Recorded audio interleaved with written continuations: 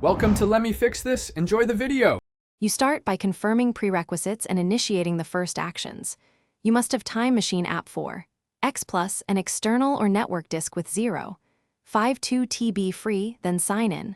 Once done, grant disk and network permissions so the app can run in the background.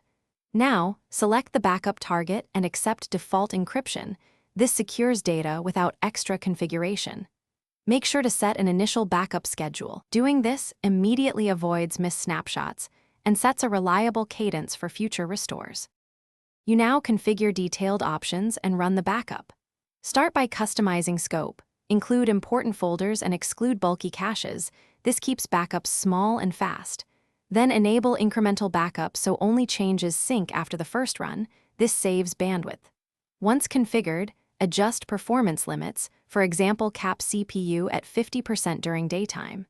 Now kick off the initial backup and watch the progress. Check snapshot hashes to verify integrity.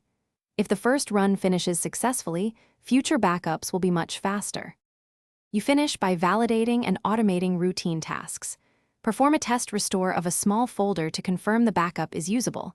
This proves the process works end-to-end. Once confirmed, enable auto-updates and set notifications so you're alerted about failures or low disk space. If a backup fails, reconnect the target disk, clear the app cache, and restart Time Machine. This resolves most transient errors. If problems persist, check permissions and logs for I/O errors. Addressing those prevents recurring failures. Thanks for watching. If you found this helpful, don't forget to like and subscribe.